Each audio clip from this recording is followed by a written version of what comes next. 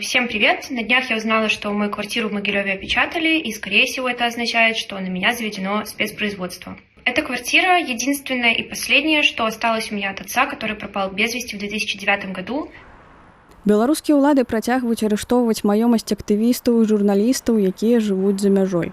На мінулым тыдні стала вядома, што арыштаваны дом былой палітзняволенай Асі Булыбінкі і частка дома, якая належыць журналісткі Тацяне Каравенковай. Гэта ж раней здарылася і з маёмасцю былой актывістцы Юліі Сліўко, якая з 2020 года жыве ў Польшчы. Тады я плакала, я вельмі шмат плакала. Я некалькі ночей увогуле не спала. Тому што гэта было вельмі цяжка. Як я ўжо казала, я прывязана да сваіх мясцін. І я разумела, што мне нават ужо і вяртацца няма куды. Разумееце, калі мне кажуць, калі мы вернемся ў Беларусь, я заўсёды кажу, я не вернусь, тому што мне нават няма куды вяртацца. Яны забралі ўсё. Там былі самыя лепшыя падзеі майго жыцця, да? І я сама там расла. Я там упершыню закахалася. Там адбываліся самыя цёплыя сустрэчы з роднымі. Я там кожнае дрэўца ведаю, кожны кусцік, разумееце, і прыйсці ўзяць гэта ўсё затаптаць сваімі сапагамі, вельмі балюча. Нагодай для арышта можа стаць крымінальная справа супраць чалавека.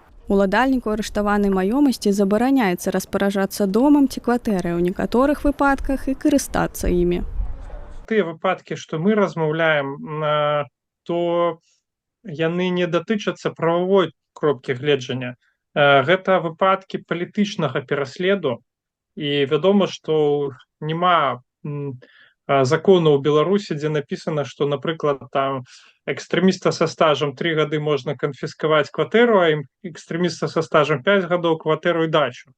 У Беларусі адбываецца маштабны палітычны пераслед, і канфіскуюць маёмасць найбольш вядомых людзей, найбольш медыйных, канфіскуюць маёмасць палітыкаў, канфіскуюць маёмасць як быццам бы тых людзей, каго рэжым Лукашэнкі лічыць для сябе найбольш небяспечнымі.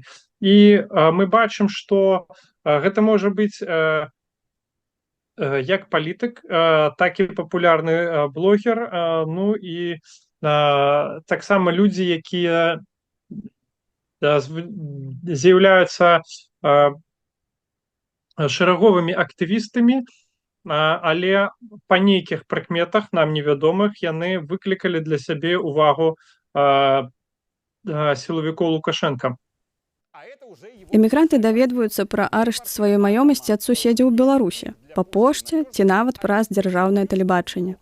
Акурат праз тэлебачанне пра арышт дома даведалася актывістка Ганна Федаронак.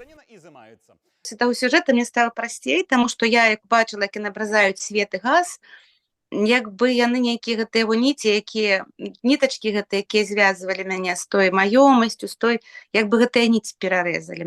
Мне сапраўды стала лёгка. Если я не могла, першы год вельмі было цяжка, просто накрывала да слёз, цяпер лягчэй, а як я ўбачыла, як яны абразаюць свет, газ, як яны пераразалі, як павіну пераразалі, чэсна.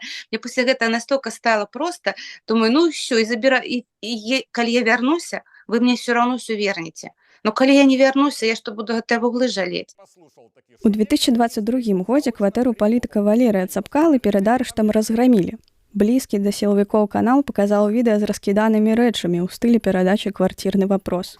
У 2024 годзе яе з другой спробы прадалі праз публічны аўкцыён. Арышты маёмасці ў беларускіх актывістаў, журналістаў і палітыкаў прадказальная падзея, лічыць рэдактар партала Орша.ю Ігор Казмерчык. Разумееце, гэта было чакана, гэта было дастаткова прадказальна, што нешта такое будзе. Таму эмацыйна я не магу сказаць, што мяне нешта закранула. Рэчы мае ўжо адтуль былі вывезеныя, которые больш-менш вартыя, каштоўныя. Таму я не магу сказаць, што неяк эмацыйна закранула. Тым больш, што я ж разумею, што яна яшчэ не адабраная. да, яна яшчэ належыць мне, просто вот накладзены вот арыш, што я не магу некаторыя рэчы з ёй зрабіць. І зразумела, што гэты арыш, ну, пазней здымецца, ну і ўсё.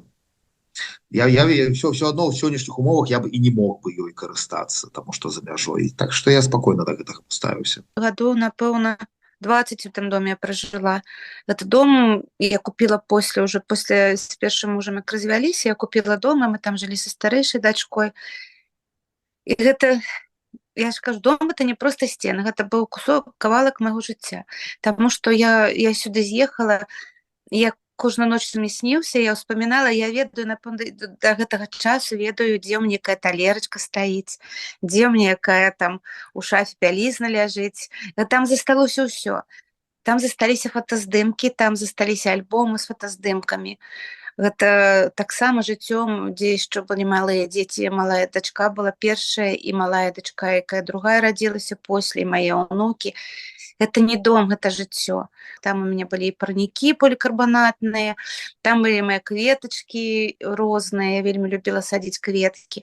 Там была пляцоўка для дзяцей за домам. І гэта ўсё рабілася для сябе, для сваёй сям'і, для свайго жыцця, а не для нейкага там чужога дзядзькі, который зараз это ўсё заберэ. Таму што там ўсё рабілася сваімі рукамі. Вось, і таму гэта вот, ведаеце, када тое, што ты рабіў сам, усё для сябе, сваімі ручкамі рабіў, зарабляў, аддаваў сюды, укладываў свае годы жыцця, і цяпер і гэта каму-то, што-то, некаму яны, нехта мае права гэта ўсё мяне забраць і прадаць. За што?